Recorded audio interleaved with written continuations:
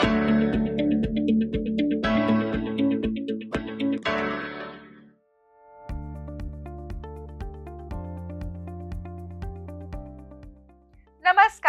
आप सभी का स्वागत है। आज हम हिंदी भाषा के अंतर्गत व्याकरण को समझेंगे और व्याकरण के अंतर्गत हम सर्वनाम का तीसरा भाग भी समझेंगे। तो आज है भाग 3। इससे पहले हम पढ़ चुके हैं, समझ चुके हैं कि सर्वनाम शब्द होते क्या है। बहुत ही आसान है। संज्ञा के स्थान पर प्रयोग किए जाने वाले शब्द ही सर्वनाम शब्द कहलाते हैं। जैसे मैं, तू, आप, यह, वह, जो, सो, कौन, क्या, कोई, कुछ। इसके साथ ही हम कुछ उदाहरण भी देख लेते हैं। जैसे कि आज भोजन में क्या बनेगा, वह सब्जी खरीद रहा है। हमने समझा था कि कुछ शब्द ऐसे होते हैं जो प्रश्न से संबंधित होते हैं लेकिन किसी संज्ञा शब्द की तरह हमारी समझ बनाते हैं। आज भोजन में क्या बनेगा, तो इसका मतलब यह है एक प्रश्नवाचक सर्वनाम। क्या शब्द है प्रश्नवाचक सर्वनाम। वह सब्जी खरीद रहा है, तो यह शब्द भी यहाँ पर हम देखते हैं। कौन सा शब्द, वह शब्द। वह शब्द यहाँ पर एक पुरुषवाचक सर्वनाम है।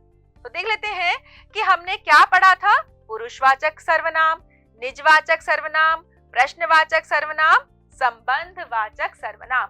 और पुरुषवाचक सर्वनाम के अंतर्गत आखिर कौन कौन से शब्द आते हैं। जैसे मैं, तुम, वह। निजवाचक स्वयं, अपने आप, खुद, स्वतः। प्रश्नवाचक सर्वनाम कौन, क्या, किसने।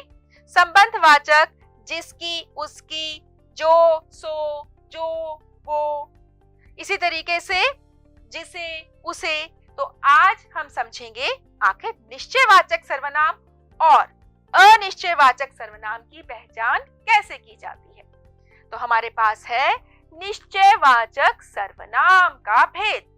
निश्चयवाचक, जरा सोचिए, यानी कि कुछ एग्जैक्ट हमें जिससे पता चल रहा हो लेकिन हो वह एक सर्वनाम शब्द। इसका मतलब यह सर्वनाम शब्द किसी की तरफ संकेत करते हैं। ऐसे सर्वनाम शब्द जिनका प्रयोग किसी निश्चित प्राणी या वस्तु के लिए किया जाता है उन्हें निश्चयवाचक सर्वनाम कहते हैं।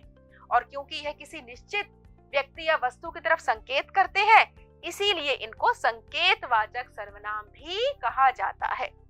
जैसे यह, ये, वह, वे। यह शब्द है एक वचन, उसी का बहुवचन ये एक वचन और वे हो गया बहुवचन। अगर अंग्रेजी भाषा में समझे, इंग्लिश में, तो यह को हम कहेंगे दिस और ये हो जाएगा दीज, दैट, दोस।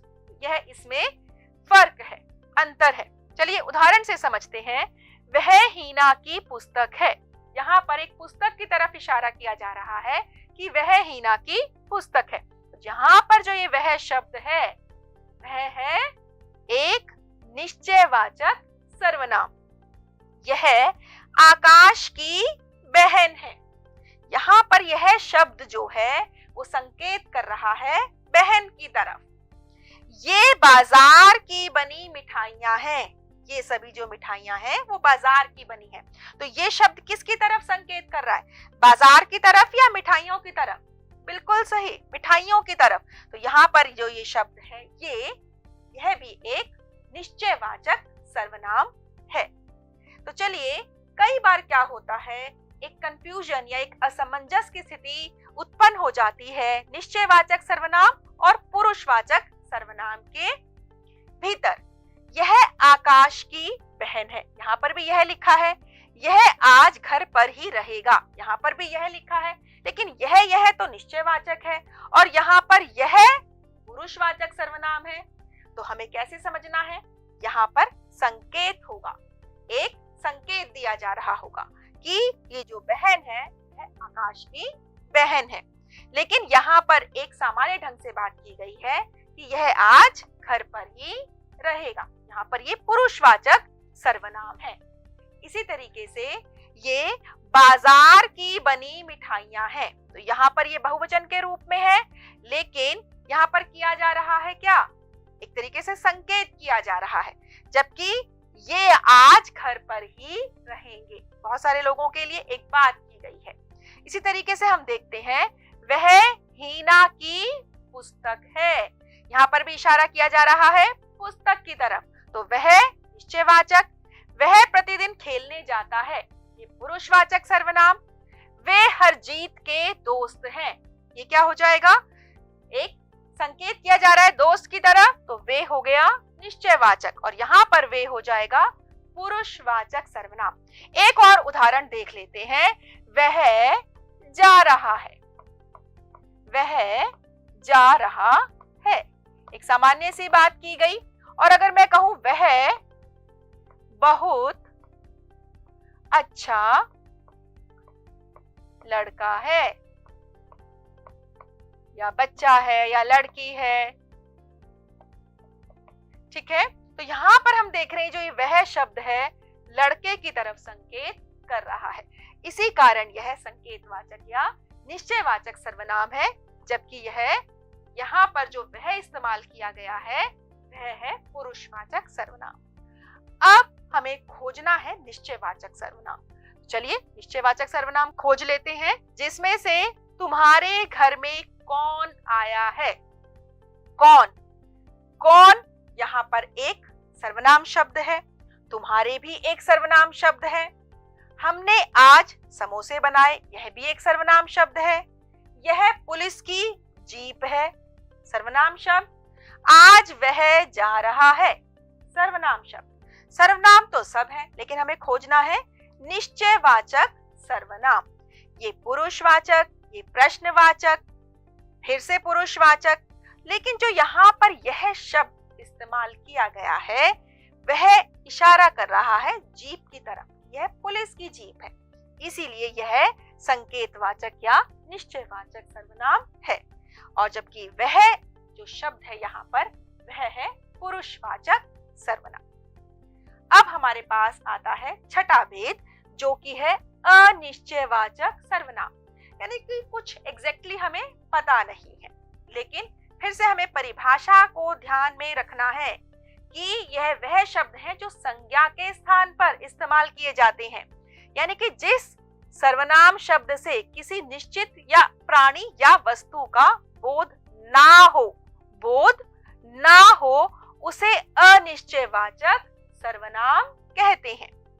जैसे कोई, किन्हीं, किसी, कुछ, यह सभी शब्द आएंगे तो किसी न किसी संज्ञा शब्द की जगह, लेकिन कुछ एग्जैक्ट हमें पता नहीं चल रहा होगा।